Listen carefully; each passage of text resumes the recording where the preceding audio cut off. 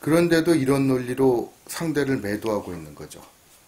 송호정 교수는 심지어 자기 논문에서 같지 않은 설교까지 합니다. 잠깐 인용한 거 자료화면 보낼게요.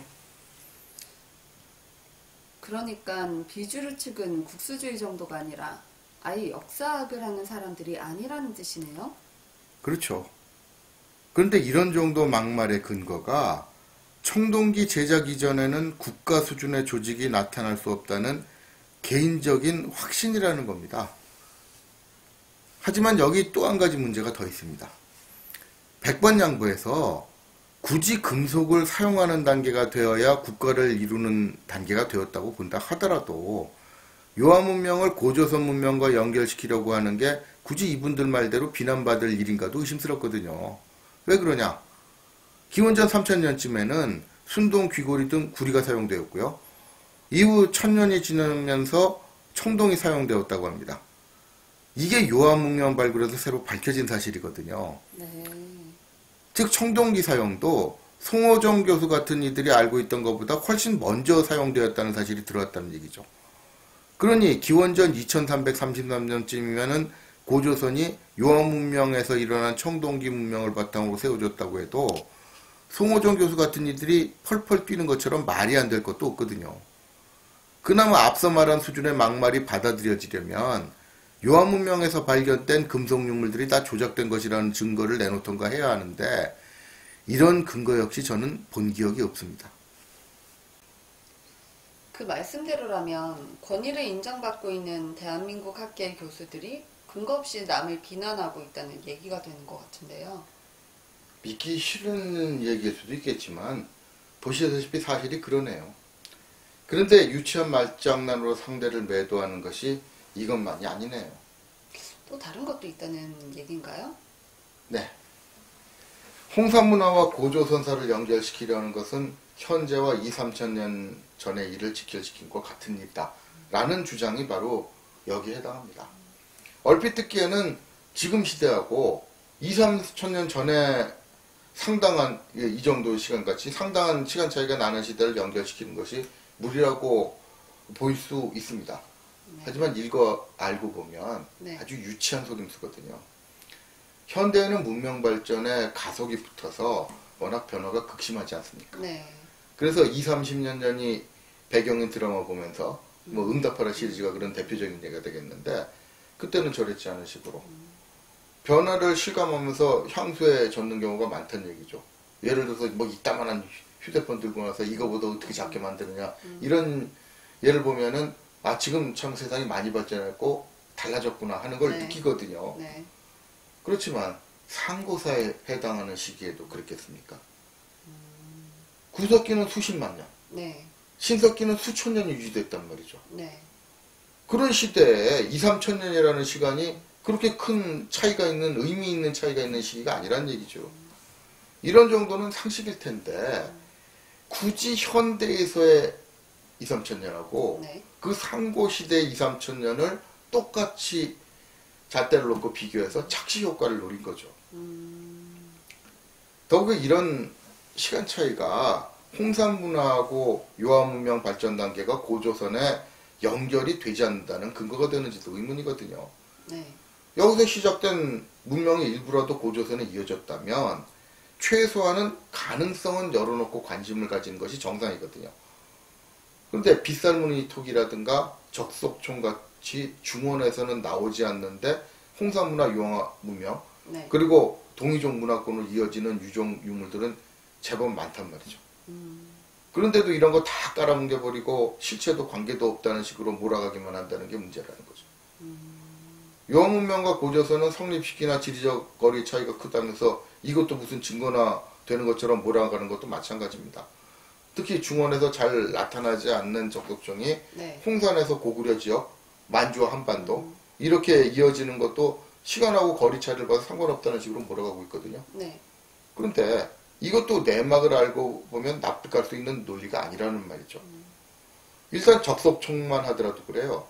송호정 교수 같은 주류사학계에서는 홍산에서 나온 적석총이 수천 년 동안 나타나지 않다가 고구려같이 수천 년 뒤 시기에 나타나니까 둘 사이에는 관계가 없는 것 뭐 이런 식으로 논리를 편다는 네. 겁니다. 근데 이후에 어쨌건 네. 똑같은 형태의 적속종이 발견되는 데야 중간 과정에 어쨌건 관련이 없다는 게 오히려 이상하잖아요. 그런 식으로 말하자면 진화해준 것도 중간에 빠진 연결고리 많거든요. 네. 그러니까 생명체는 진화된 게 아니라 창조된 거다. 이런 식으로 말하는 건 종교 집단 이외에는 없단 말이죠. 네. 저는 학교에서 홍산 지역에서 나오는 유물하고 고구려 적석종 사이에선 적석종에서 나오는 유물이 다르니까 네. 둘은 관련이 없다. 이런 식으로 뭐라 하는 것도 봤어요. 근데 이것도 알고 보면 웃기는 논리라는 거 모르시겠어요? 조선시대나 지금이나 산소 만드는 거 비슷하지 않습니까? 네. 근데 무덤 안에 만든 부장품이 같으냐는 거죠. 조선시대 만들어 놓은 무덤을 파면은 조선시대에 썼던 유물이 나올 거고, 뭐 요즘 만든 그 무덤을 파보면 20세기나 21세기에 쓰던 물건들이 나온다는 말이죠. 분명히 부장품 달라요. 네. 근데 그러니까 조선시대 사람들은 우리 조상 아니랍니까? 아니죠. 그러니까 시대가 달라지면 네. 그 쓰는 물건이 달라지니까 똑같은 부장품이 들어갈 리가 없어요. 네. 그러니까 그런데 그렇다고 해서 그 사람들이 조상은 아니라는 게 아니잖아요. 그럼요. 그러니까 이게 근거가 안 되는데 이런 걸 마치 근거인 것처럼 몰아나고 있는 거는 거의 조작순이라는 얘기죠. 게다가 이제 우시라 교수 같은 분이 최근 연구 성과에서 제시하는 걸로는 흉노, 돌골, 몽골 지역에서 많은 적석종이 발견됐다는 걸 보여주더라고요. 네. 그러니 이런 게 연결고리 역할을 할 가능성도 얼마든지 있죠. 물론 비주류. 네. 사실상 제야 일부에서는 홍산의 적석종이 바로 우리 조상이라는 식으로 잘라 말하기도 해요. 네. 그렇지만 그건 네. 서로 상관없는 일부 사람들이 좀 극단적인 주장을 하는 사람들이 그런 얘기를 하고 있다는 거지. 네. 우시라 교수 같은 분이 그렇게 잘라 말한 적은 없거든요. 네. 이런저런 점을 감안해 보면 어쨌거나 같은 형태의 적석종이 홍산하고 고구려 등지에서 발견이 되고 있으니 이 관계가 어떻게 되는지 연구해 볼 가치는 있잖아요. 몇 안 되지만 우시라 교수 계열이 주장하는 바도 여기서 벗어나지 않거든요. 네. 사실 학자라면 이렇게 신중하게 연구해보고 결론을 내는 게 정상이지. 송호정 교수처럼 연구도 제대로 안 해보고 무조건 관계없다. 이라고 딱 잘라내는 게 정상은 아니라는 거죠. 그런데도 이게 역사는 과학이라면서 상식적으로 이해한다. 이렇게 강조하는 분들이 보이는 태도거든요. 네. 방송에서도 이런 말을 꺼리낌없이 할 정도면 거의 시청자에 대한 우롱 아닌가 싶어요. 이렇게 대놓고 시청자를 우러놓고도 뒤탈이 없을 수 있는 게 바로 우리 사회의 현실이라는 게 서글픈 거죠. 방송에까지 그랬다면 왜 그때 문제가 되지 않았던 거죠? 그러니까 비극이라는 겁니다. 우롱당하면서도 우롱당한다는 걸 확인하지 못하게 끌고 가는 분위기거든요. 네. 뭐 좋게 말하면 이게 이제 험한 모습 보여주기 어려운 지상파 방송의 한계라도 할 수 있겠습니다만 그래도 말 같지 않는 소리를 대답이라고 하는데도 그날 방송에서는 납득이 간다는 듯이 끄덕여 있는 모습만 보여줬거든요. 네. 그러니까 이렇다고 해서 이렇게 대놓고 시청자를 우롱하는 태도를 보이는 건 뭐 방송사 입장은 그렇다 치더라도 적어도 그런 태도를 보이는 출연자 입장은 정말 사람을 우습게 하지 않으면 나타나기 어렵죠. 하긴 그래도 별탈이 없으니까 버릇이 되는 거겠지만 네. 뭐 이렇기 때문에 제 주변에도 민중은 개돼지라고 노골적으로 말하는 사람 많은 거겠죠. 자기들이 다뤄보니까 개돼지 이상 아니라는 겁니다. 온갖 모욕을 줘도 못 알아듣고 잡아먹겠다고 칼 들고 나가서도 미끼로 먹잇감 몇 개 던져주면 그저 좋다고 꼬리 흔들면서 자기 발까지 핥더라는 거예요. 네. 당연한 사실인데도 이런 게 공개되면 처벌받는 세상이 우리 웃긴다네요. 직접 해보니까 그렇더라는데 딱히 받아칠 말이 없더라고요. 그렇게까지 한 이유가 뭐라고 생각하세요? 한 30년 가까이 역사학계에 몸담으면서 본 경험에 비추어 보면 본질적으로 기득권 유지 때문이라고 정리할 수 있을 것 같네요. 왜 그렇게 보시는 건데요? 이런 행각 덕분에 노력 없이 편하게 살고 있잖아요. 말 같지 않은 소리 대충 늘어놓으면서 막대한 연구비 받아먹고 네. 그리고 사람들 우롱하고도 뒤털없는 분위기 만들어내려면 기본적으로 이렇게 다른 말 할 수 있는 사람 짓밟는 짓부터 해야 되거든요. 그래야 새로운 자료 보고 연구하고 성과내는 쓸데없는 노력을 줄여서 편하게 살 수 있죠. 전문용어로 날로 먹는다고 하죠. 노력 없이 성과내는 슈머국 중 하나가 네. 그 분야 힘 있는 분들이 앞서 했던 주장 그대로 되풀이하면서 지지하는 겁니다. 그러면 별 탈이 없어요. 네. 근데 여기도 우리 역사계에서의 불행이 우리 역사에서 많이 나타나던 똑같은 불행이 역사학계에서라고 예외일 리가 없죠. 그러니까 역사학계 그 중에서도 고대사학계 힘 있는 분들 뿌리를 캐보면 일제 식민사학자들로 연결되거든요. 사실 한국 역사의 뿌리를 축소시키려 했던 시도, 그러니까 우리 역사가 가급적이면 축소돼 있고 가급적이면 남의 역사에 종속돼 있던 역사라고 주장했던 시도 자체가 일제 강점기부터 본격적으로 이루어진 거 아니겠어요? 고조선의 실체를 가급적이면 축소해보려고 했던 것도 이런 상황과 관계가 없다고 할 수가 없죠. 네. 그래도 용화문명을 비롯한 증거들이 나타나기 전까지는 자료 부족 때문에 고조선의 실체를 확대해보려는 시도가 곤란했다. 뭐 여기까지 인정할 수 있다는 겁니다. 근데 그렇다 하더라도 새로운 증거들이 속속 발견되고 있는 상황에서도 연구조차 막으려는 상황을 학문적으로 이해해 줄 수 없는 거잖아요. 네. 그런데 왜 이렇게까지 하겠습니까? 다 그렇게밖에 될 수 없는 이유가 있죠. 이게 알고 보면 식민 지배를 하는 쪽에서 기본적으로 써온 수법이에요. 식민 지배 기본 그 고전적인 수법 중에 하나가 네. 자기들이 식민지 일에 속속들이 다 손을 댈 수가 없잖아요. 네. 몇몇 안 되는 본국 사람들이 와가지고. 그러니까 현지인들 일부를 골라서 본국 지배층에 버금가는 혜택을 준 다음에 이 본국의 정책을 그들 손으로 수행하는 정책을 쓰는 게 아주 기본적인 거예요. 네. 이렇게 해두면 간택받은 이들은 자기가 간택돼서 받은 기득권 때문에 본국 사람들보다 더 적극적으로 식민지 정책에 앞장설 수밖에 없잖아요. 그러니까 일본 경찰보다 일본 경찰이 고용한 조선인 이 순경들 아주 밑바닥인데 이 사람들이 독립투사 쫓아다니고 적적으로 나오는 데는 더 악착같거든요. 네. 이런 게 마찬가지예요. 이렇게 두면은 이 정책이라는 게 굉장히 무서운 효과를 난다는 거죠. 그 점은 식민 지배를 할 때는 말할 것도 없고 지배받던 나라가 독립한 다음에도 뿌리가 끊기지 않는다는 거예요. 브라질 같은 나라는 뭐 제가 축구 관계자들하고 얘기하다 보니까 많이 그쪽 얘기를 듣는데 아직도 중요한 자원 상당수를 포르투갈하고 밀접한 관계를 가진 관계 속에서 운영하고 있고요. 필리핀 같은 경우에는 지금 사회 기득권층, 네. 이 지배층이라고 할 수 있는 고 사회 주도층이 스페인 혼혈 출신인 거라고 알고 있어요. 네.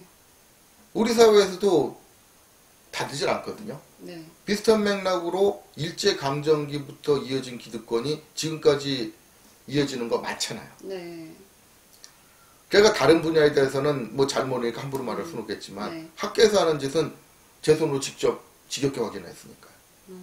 제가 썼던 책에서도 언급했습니다마는 우리 사회 기득권층이 이미 손을 떼버린 일본 제국주의자들을 위해서 봉사하는 것이 아니라니까요.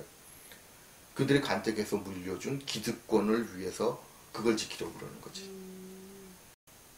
그러니까 다음 세대를 어떻게 뽑겠어요? 자기들 하는 짓에 찍소리 안 하고 바람 잡아줄 X들만 뽑게 되는 거지.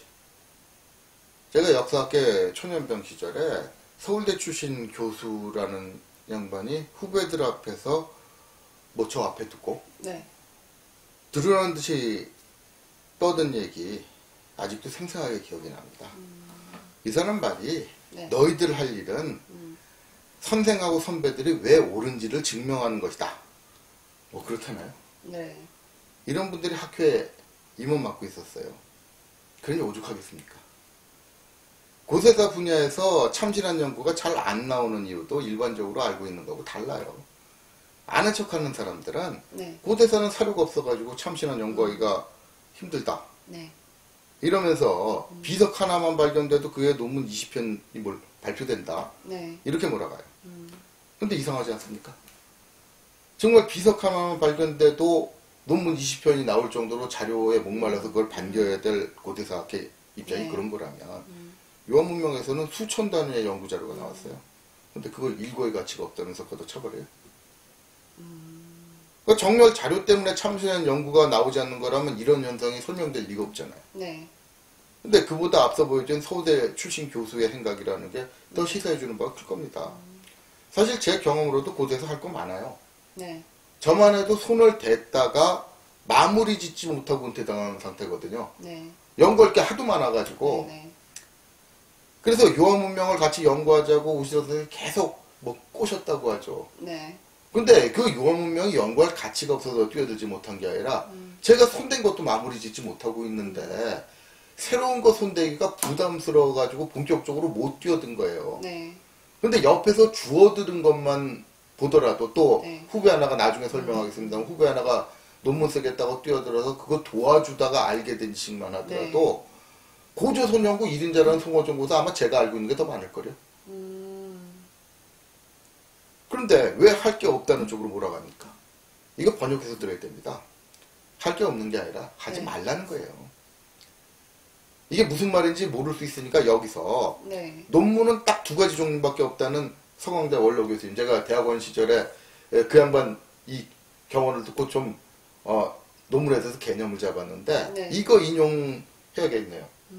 논문 중 하나는 남이 손대지 못한 주제를 다루는 거고 네.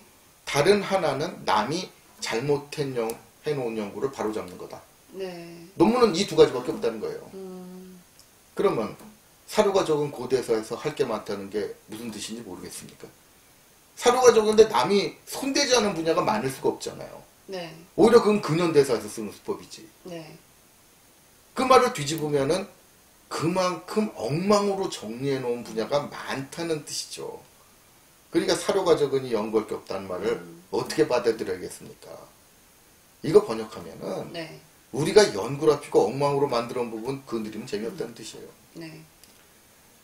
사실 고대사학계에서 일본 연구자들 학설 도입해 놓고 이리저리 장난쳐가지고 자기 연구서로 포장하는 일 많아요. 나중에 이제 특히 이 한일 관계사 쪽으로 들어가면은 네. 그런 사례 많이 나옵니다. 뭐 여기선 지금 다룰 수 없지만 네. 어쨌든 이런 현상을 보고 좀 심하게 말하면 일제시대 이래로 상당수 연구자들이 앞에서 해놓은 거 말만 바꿔가지고 답습하는 짓을 해왔다고까지 할 수 있죠. 대부분의 연구 성과가 앞에 선생과 선배가 내놓은 연구 성과의 결론을 논증하는 것이 많은 이유도 다른 게 아니고요. 심하면은 우리나라 최고 국립대학이라는 서울대학 그 박사 논문들을 보면은 네. 뭐 제 주변에 나온 사람 선생이 주장해 놓은 거 그대로 그 다음 세대에서 예를 들어 선생이 부체제다 이거 주장을 네. 하면은 그 다음에 아래 세대들은 고구려 부체제, 고조선 부체제, 부여 부체제 이런 식이에요 박사 논문 자체가. 네.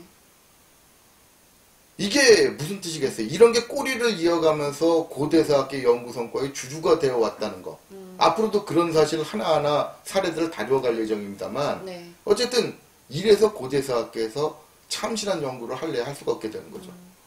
그리고 이게 바로 교수자들 같은 미래를 인질로 잡혀서 압박당하는 이유가 되죠. 그러니까 내막을 알게 되면 저런 분이 어떻게 교수가 되었을까 라고 이렇게 이야기하면 그거 속 터져요. 내용하는 네. 사람은. 네. 오히려 내용하는 사람은 아 저런 사람이니까 교수로 뽑아줬겠구만 하고 납득을 하게 되는 거고요. 네. 독립된 조국에서도 식민 통치하던 족속들이 물려준 기득권 덕분에 잘 먹고 잘 살면서 이런 족속들이 걸핏하면 국가사회 민족 입에 담든 꼴을 보면 뒷목 잡아야 될 일 같은데요. 현실에서는 이런 집단들을 청소하는 건 고사하고 사회적 권위 실어주면서 우리 아이들 교육까지 맡기게 되는 거죠. 그런 측면이 있나요? 그러니까 하나 짓들을 보면 평범한 사람들 우습게 여기잖아요. 자기들은 뭔가 특권을 가지고 있다고 생각하는 행각 안 보이시나요? 조금만 알고 봐도 그런 게 행동에서 노골적으로 드러나던데. 어떤 측면에서 그렇게 드러나나요? 예를 하나 들어보죠. 송호정 교수를 비롯한 주류학계 인사들은 비주류 쪽이 학문 아닌 정치화를 목적으로 이 문제를 다루고 있다. 이렇게 비난을 합니다. 네. 그런데 앞서 본 행각들만 해도 학문적으로 납득할 수 있는 것은 아니거든요. 그런데 이조차도 애교로 보일 만한 일도 벌입니다. 그게 남이 하면 안 되는 짓을 자기는 해도 괜찮다는 인식하고 관계가 있는 것 같아요. 네. 어떤 일인가요? 송호정 교수는 전문적인 지식이 필요한 상고사 문제를 네. 해당 분야 전문가들한테 맡기지 않고 국회의원들이 청문회까지 열면서 간섭했다고 맹비난을 합니다. 이를 두고 우리 사회와 정치의 수준을 보여주는 한 사건이었다. 네. 이렇게까지 논문에서 썼거든요. 네. 그런데 자기 글에서 이 정도 수위의 비난을 퍼부으려면은 자신들은 차원이 다르다고 느낄 만큼 깔끔한 태도와 수준을 보여주어야 되겠죠. 그렇겠죠. 그런데 송호정 교수는 자기 글에서 뭐라고 했느냐. 한국 상고사 문제의 논란의 진원지는 학계가 아니라 역사를 국수주의적 시각에서 바라보는 일반 시민단체나 유사 역사학자들이라고 주장하면서 그 유사 역사학자들은 유신 말기인 1970년대부터 1980년대 초 박정희 정권 하에서부터 나타나기 시작해서 10년을 주기로 활동을 강화하고 있다. 이렇게 주장을 했거든요. 네. 여기에 이들이 극단적 반공사상을 가지고 보수적이고 정권 연장을 생각하는 정부로부터 일정한 역할을 요구받고 정부에 보이지 않는 배경에 양성되고 있다. 이런 주장까지 덧붙였어요. 네. 이 정도면 정치적으로 엄청나게 그 검은 흑막이 있다고 주장을 한 거거든요. 네.